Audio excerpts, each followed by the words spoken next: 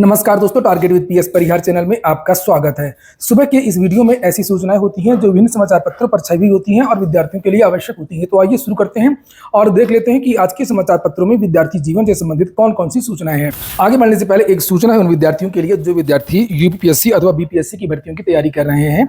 वे सभी अभ्यर्थी PW BPSC UPSC वाला में आकर के अपनी तैयारी कर सकते हैं। यहाँ पर इस समय प्रतिज्ञा दिवस फेस्टिवल चल रहा है, एक बड़ा ऑफर चल रहा है जिसमें बीपीएससी के सभी बैचेस में 76% तक की छूट दी गई है और इसी तरीके से यूपीपीएससी वाला में सभी कोर्सेज में 80% तक की छूट दी गई है, जिसे आप लोग यहाँ पर देख भी सकते हैं। ऑफर का नाम है प्रतिज्ञा जीत की और यहाँ पर 17वीं बीपीएससी के लिए जो यूनिटी इंटीग्रेटेड बैच है प्रीलिम्स मेंस और एसए का, इसकी कीमत अब कर दी गई है मात्र 2,999 रुपए। और इसी तरीके से हिंदी माध्यम के विद्यार्थियों के लिए बैच है यशस्वी, जिसे आप लोग यहाँ पर देख रहे हैं, यशस्वी बैच है प्रीलिम्स मेंस और निबंध का, इसकी फीस भी 2,999 रुपए इसमें हो गई है और ये ऑफर केवल कुछ ही दिन के लिए है। प्रीलिम्स की अगर केवल तैयारी करना चाहती हो तो उसके लिए आक्रोश के नाम से बैच है हिंदी और इंग्लिश मीडियम दोनों के विद्यार्थियों के लिए 1,499 रुपए में। और ये जितने भी बैचेज हैं इसमें और भी आपको छूट मिल सकती है अगर आपने एक कोड लगा दिया परचेज करते समय PSP 500। अगर ये कोड परचेज में लगा देंगे तो आप लोगों को इसमें 500 रुपए और छूट मिल जाएगी और ये बैच लगभग आप लोगों को 1,000 रुपए में ही मिल जाएगी। हिंदी माध्यम के विद्यार्थियों के लिए 17वीं बीपीएससी के लिए जो बैच है उसका नाम है ऊर्जा, इसकी फीस भी उतनी ही है।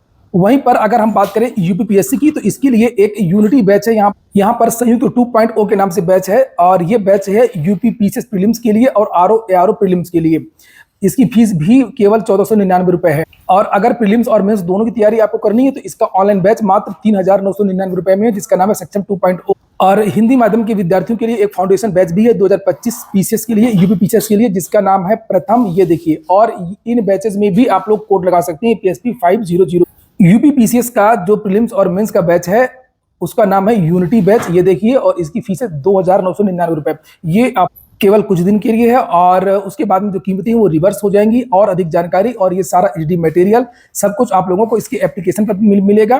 पीडब्ल्यू बीपीएससी यूपीएससी वाला की जो लिंक है वो मैंने डिस्क्रिप्शन बॉक्स में दे दी है। चलिए शुरू करते हैं, पहले देख लेते हैं नई भर्तियों को। बिहार लोक सेवा आयोग से एक भर्ती आई है, देखा, सहायक अध्यापक के पदों पर योग्य अभ्यर्थी करें आवेदन। 1339 पदों पर यह भर्ती है। योग्यता यहाँ पर लिखी हुई है, चिकित्सा विभाग की भर्ती है, MD MS DNB अन्य निर्धारित पात्रताएं और वेबसाइट है bpsc.bis.nic.in। इसी प्रकार से गौतम बुद्ध यूनिवर्सिटी उत्तर प्रदेश से भी 464 पदों पर भर्ती है असिस्टेंट प्रोफेसर की। लास्ट डेट है 28 जून। बिहार स्टेट पावर कंपनी में 300 पदों के लिए भर्ती निकली है जूनियर अकाउंट क्लर्क की और आवेदन की जो लास्ट डेट है वो 19 जुलाई है। योग्यता नीचे लिखी है ग्रेजुएशन की डिग्री और वेबसाइट है bspHCL.co.in। हरियाणा लोक सेवा आयोग से भी एक भर्ती है, यह 800 पदों के लिए आयुर्वेदिक मेडिकल ऑफिसर की भर्ती है। आवेदन की लास्ट डेट 12 जुलाई है। योग्यताएं आयुर्वेद में ग्रेजुएशन की डिग्री, अन्य निर्धारित पात्रताएं हैं। वेबसाइट है hpsc.gov.in। यहाँ पर जाएंगे तो विस्तृत नोटिफिकेशन भी मिल जाएगा और अधिक जानकारी भी मिल जाएगी और आप लोग इस वेबसाइट पर जाकर के आवेदन भी कर सकेंगे। अगली सूचना है एसएससी की वैकेंसी की, जिसका विज्ञापन कल जारी हुआ था। लेकिन सीजीएल के 17,727 पदों पर होगी भर्ती, आवेदन शुरू। कर्मचारी चयन आयोग ने कंबाइंड ग्रेजुएट लेवल भर्ती परीक्षा 2024 का विज्ञापन जारी कर दिया है और इसके जरिए केंद्र सरकार के विभागों में ग्रुप बी और सी वर्ग के 17,727 पदों पर भर्ती होगी। एसएससी की वेबसाइट पर विज्ञापन जारी हो गया। 24 जुलाई तक विद्यार्थी आवेदन कर सकते हैं। अलग अलग प्रकार की योग्यताएं हैं, इसमें आप लोग देख लीजिएगा। ज्यादातर भर्तियों में ग्रेजुएशन मांगा गया है और जो एज है 18 से 27, 20 से 27, इस प्रकार से अलग अलग एज भी है। तो आप लोग जाकर के विस्तृत नोटिफिकेशन देख लीजिए। मैंने वैसे कल एक वीडियो भी बनाया था। ये नोटिफिकेशन आप लोगों को एसएससी की ऑफिशियल वेबसाइट पर मिल जाएगा और मेरे टेलीग्राम चैनल पर भी मिल जाएगा। प्रीलिम्स होगा और मेंस होगा।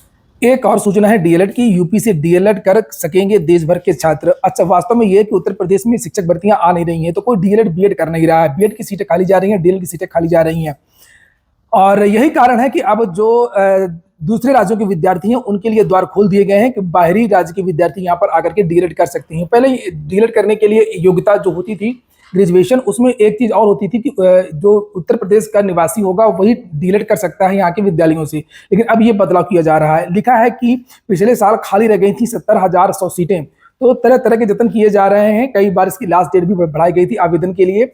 अक्सर ऐसा होता है 2024 सत्र से देश भर के अभ्यर्थी उत्तर प्रदेश से डिप्लोमा इन एलिमेंट्री एजुकेशन का प्रशिक्षण ले सकेंगे। प्राथमिक एवं उच्च प्राथमिक स्कूलों में शिक्षक बनने के लिए आवश्यक इस प्रशिक्षण में दाखिले के लिए वर्तमान में अभ्यर्थियों के पास यूपी का निवास प्रमाण पत्र होना जरूरी है और इससे सबसे अधिक फायदा निजी डीएलएड कॉलेजों के प्रबंधकों को होगा जो पिछले कुछ सालों से डीएलएड की हजारों सीटें खाली रहने के कारण परेशान थे। बहुत सारे जो विद्यालय है वो बंद भी हो गए हैं। उन्होंने जो मान्यता है अपने कॉलेजों की वो वापस सौंप दी है। लिखा है कि सूत्रों के अनुसार शासन स्तर से दूसरे राज्यों के अभ्यर्थियों के डीएलएड में प्रवेश को लेकर के पूछताछ हुई है। परीक्षा नियामक प्राधिकारी कार्यालय ने भी बाहरी राज्यों के अभ्यर्थियों को दाखिला लेने में कोई अड़चन नहीं बताई है। इसका कारण यह भी है कि यूपी के प्रसिद्ध स्कूलों में शिक्षक बनने के लिए यहाँ के निवासी होने की अनिवार्यता अब नहीं रह गई है। और वहीं पर यह भी लिखा है कि 69,000 शिक्षक भर्ती के मामले में हाईकोर्ट ने यूपी का निवासी होने की बाध्यता समाप्त कर दी थी। और ऐसे में जब शिक्षक बनने के लिए यूपी का निवासी होने की बाध्यता नहीं है तो प्रशिक्षण के लिए इस नियम का कोई मतलब नहीं है। डीएलएड 2024 प्रशिक्षण के लिए प्रवेश की गाइडलाइन जल्द जारी होने की उम्मीद है। अगली जो सूचना है वो भी शिक्षक भर्ती से संबंधित ही है और लिखा शिक्षकों की कमी से जूझ रहे हैं राजकीय विद्यालय। बात यहाँ पर एक जिले की है लेकिन ऐसे पूरे प्रदेश का यही हाल है, सभी जिलों का यही हाल है। लिखा नवीन राजकीय बालक इंटर कॉलेज इकोना में शिक्षकों के नहीं सृजित हुए पद। लिखा कि जिले में राजकीय विद्यालय शिक्षकों की कमी से जूझ रहे हैं। सृजित पदों के सापेक्ष आधे से भी कम शिक्षकों की तैनाती होने से छात्रों को बेहतर शिक्षा नहीं मिल पा रही है। कई पत्राचार होने के बाद भी ध्यान न देने से समस्या दूर नहीं हो पा रही है। छात्रों को बेहतर शिक्षा देने के लिए जिले में 28 राजकीय विद्यालयों का संचालन किया जा रहा है और इसमें 12 बालिका व 11 राजकीय बालक हाई स्कूल शामिल है। साथ ही 3 बालिका व 2 राजकीय बालक इंटर कॉलेज भी संचालित हैं। लेकिन इन विद्यालयों में अध्यापकों की कमी से विद्यार्थियों को सभी विषयों के अध्यापक नहीं मिल पा रहे हैं। ऐसे में जिन विषयों के अध्यापक नहीं, उन विषयों की थोड़ी सी भी जानकारी रखने वाले शिक्षकों से ही शिक्षण कार्य कराया जा रहा है। बताइए क्या होगा? मैथ का जो टीचर है वो बायोलॉजी पढ़ा रहा होगा, साइंस पढ़ा रहा होगा, हिंदी पढ़ा रहा होगा। हिंदी का टीचर हो सकता है मैथ पढ़ाने लगा हो थोड़ा बहुत अगर उसको आती हो। ये चीजें चल रही हैं प्रदेश के जीआईसी कॉलेजों में। और लिखा कि इतना ही नहीं, नवीन राजकीय बालक इंटर कॉलेज इकोना में अभी तक शिक्षकों का पद ही सृजित नहीं हुआ है। लिखा ये स्थिति है राजकीय विद्यालयों में सहायक अध्यापक पुरुष के। आप लोग इस वीडियो को ज्यादा शेयर कर दें, इस वीडियो को ज्यादा वायरल कर दें ताकि ये पता चल सके कि उत्तर प्रदेश में सरकारी विद्यालयों का क्या हाल है और भर्तियां कब से नहीं आ रही हैं। लिखा है कि 84 सृजित पद हैं लेकिन तैनाती सिर्फ 44 की है। 40 पद रिक्त हैं, लगभग आधे पद एलटीजीआईसी के रिक्त हैं। यहाँ पर महिला सहायक अध्यापक के सृजित 101 पदों के सापेक्ष 56 की ही तैनाती है। तो यहाँ पर भी लगभग आधे पद रिक्त हैं जबकि 45 पद रिक्त हैं। इसी तरह से पुरुष प्रवक्ता के 10 पद सृजित हैं और इसमें मात्र 5 पदों पर ही तैनाती है। प्रवक्ता जो इंटर कॉलेज में पढ़ाते हैं 11 और 12 क्लास को, और जबकि 5 पद रिक्त हैं, 10 में 5। यही हाल महिला प्रवक्ता का भी है जिनके 30 सृजित पदों पर मात्र 24 की ही तैनाती है जबकि 6 पद रिक्त हैं। ऐसा पहली बार नहीं है, अक्सर यही होता रहता और समाचार पत्रों ने इसको लेकर के कई बार न्यूज छापी भी है। अक्सर लोग कहते हैं कि मीडिया दिखाती नहीं है, मीडिया खूब दिखाती है, लेकिन पता नहीं सरकार पेपर पढ़ती है या नहीं पढ़ती है। और यहाँ पर टीजीटी पीजीटी की सूचना है। लिखा टीजीटी पीजीटी भर्ती 2016-21 के अभ्यर्थियों ने सोमवार को पार्क रोड स्थित माध्यमिक शिक्षा निदेशालय पर धरना दिया। अभ्यर्थियों ने उनके लंबित काउंसलिंग कराने की मांग की। उन्होंने कहा कि अधिकारियों की लापरवाही से काउंसलिंग न होने के चलते उन्हें नौकरी नहीं मिल पा रही है। चयनित होने के बावजूद उन्हें बेरोजगारी के दंश से जूझना पड़ रहा है। अभ्यर्थियों ने आरोप लगाया कि वे पिछले 1 साल से निदेशालय और अधिकारियों के दफ्तरों के चक्कर काट रहे हैं लेकिन उन्हें न्याय नहीं मिल पा रहा। पहले परीक्षा के लिए धरना प्रदर्शन नहीं, इसके पहले विज्ञापन के लिए धरना प्रदर्शन, फिर परीक्षा के लिए धरना प्रदर्शन, उसके बाद परिणाम के लिए धरना प्रदर्शन। परिणाम जारी हो गया तो अब नियुक्ति के लिए धरना प्रदर्शन, काउंसलिंग के लिए धरना प्रदर्शन हो रहा है।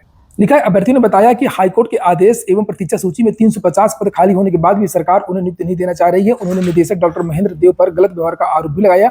विरोध दर्ज कराने वाले अभ्यर्थियों में विजय मिश्रा, कृष्णा त्रिपाठी, सुनील सिंह, मणिकांत, संजय पांडे आदि शामिल रहे। अगली सूचना उत्तर प्रदेश लोक सेवा आयोग की है। 3 दिन में 80 अभ्यर्थियों ने देखी पीसीएसजे की कॉपियां। 3 दिन में 80 अभ्यर्थी पीसीएसजे की मुख्य परीक्षा की कॉपियां देख चुके हैं। इनमें से किसी ने भी गड़बड़ी को लेकर कोई शिकायत नहीं की है। उत्तर प्रदेश लोक सेवा आयोग ने सभी अभ्यर्थियों को अपनी कॉपियां देखने के लिए आमंत्रित किया था, लेकिन अब तक आयोग आने वाले अभ्यर्थियों की संख्या काफी सीमित रही। सोमवार को 26 अभ्यर्थी पीसीएसजे मेंस 2022 की उत्तर पुस्तिकाओं का अवलोकन करने के लिए आयोग पहुंचे थे। कॉपियां दिखाने का काम 20 जून से शुरू हुआ था। इसमें उन अभ्यर्थियों को आमंत्रित किया गया था जो पीसीएसजे मुख्य परीक्षा में शामिल हुए थे। एसएससी की एक और सूचना है। 3 केंद्रों पर सिलेक्शन पोस्ट की परीक्षा निरस्त कर दी गई है। तकनीकी समस्या आने पर एसएससी प्रयागराज ने लिया परीक्षा निरस्त करने का निर्णय। प्रयागराज के एक केंद्र पर देरी से परीक्षा शुरू होने पर अभ्यर्थियों ने किया था हंगामा। आरओ पेपर लीक को लेकर के भी सूचना है। पेपर लीक भोपाल की शिवानी समेत कई वांटेड परीक्षार्थियों से लिए गए पैसे का हिसाब रखती थी शिवानी।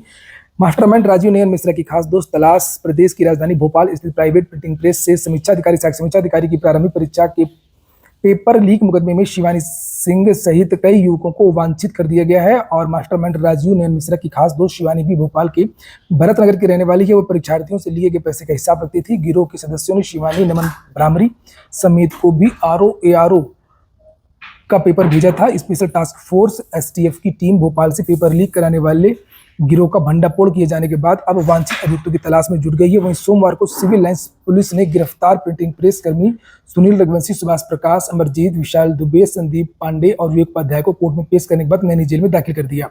एसटीएफ का कहना है कि जिस प्रिंटिंग प्रेस से आरओ का पेपर लीक हुआ था वह भोपाल के सैया कान्हा क्षेत्र में स्थित है। प्रिंटिंग प्रेस के कर्मचारी सुनील रघुवंशी ने पानी पीने वाली स्टील की बोतल में पेपर भर करके बाहर लाया था और उसके बाद अपने साथी विशाल दुबे को इसकी जानकारी दी थी। आनंद नगर स्थित होटल में पहुंचकर के 8 अभ्यर्थियों को पेपर के उत्तर रटवाए थे। नीट पेपर लीक को लेकर के भी खबरें हैं, लेकिन नीट पेपर लीक में अब तक 20 लोग गिरफ्तार हो चुके हैं। बिहार झारखंड के जो आरोपी गिरफ्तार हुए हैं उनके यहाँ पर नाम भी लिखे हैं, पूरा ग्राफ बना करके यहाँ पर दिया है। और सीबीआई ने जितने भी केस थे नीट पेपर के उनको टेक ओवर कर लिया है अलग अलग राज्यों में जो दर्ज हुए थे। अगली जो सूचना है वो हरियाणा में नौकरियों में बोनस अंक गलत। हरियाणा सरकार एक नियम लाई थी, नियम तो वैसे ठीक था और लेकिन ये गैर कानूनी घोषित किया गया है। और हरियाणा में नियम ये बनाया गया था सरकारी नौकरियों में कि जिनके परिवार में कोई आज तक सरकारी नौकरी में नहीं रहा है तो कॉमन मेरिट में उनको 5 नंबर दिए जाएंगे और इससे उन विद्यार्थियों को फायदा हो जाएगा जिनके माता पिता या भाई कोई सरकारी नौकरी में नहीं रहा है। और इससे जो छात्राएं हैं उनको छूट दी गई थी। अगर भाई की नौकरी लग जाती है तो उसमें ये नहीं माना जाएगा कि बहन की नौकरी नहीं लगेगी। तो इस तरीके की नीति लाई थी उस सरकार ने, लेकिन अब ये गलत घोषित किया गया है। लिखा हरियाणा सरकार को भर्ती परीक्षाओं में मूल निवासियों को अतिरिक्त अंक देने के मसले पर सुप्रीम कोर्ट से झटका लगा है। शीर्ष कोर्ट ने सोमवार को पंजाब हरियाणा हाईकोर्ट के उस फैसले को बरकरार रखा जिसमें अतिरिक्त अंक देने की सरकारी नीति रद्द कर दी गई है। कोर्ट ने कहा कि यह लोक लुभावनी नीति है और इसको रद्द किया जाता है। अगली जो सूचना है वो यूपी ट्रिपल एससी की है। जेई जूनियर इंजीनियर की जो भर्ती आई है उसमें पदों की संख्या लगातार बढ़ती चली जा रही है और अब पदों की संख्या हो गई है 4612। 28 तारीख तक विद्यार्थी आवेदन कर सकते हैं और इसमें जो पॉलिटेक्निक डिप्लोमाधारी विद्यार्थी वो आवेदन कर सकते हैं। हालांकि इसमें अभी बीटेक के जो छात्र हैं वो भी आवेदन कर रहे हैं। अगली सूचना लखनऊ की है। लिखा है BNA यानी कि भारतीय नाट्य अकादमी में विदेशी छात्र छात्राओं के लिए सीटें बढ़ाई जाएंगी।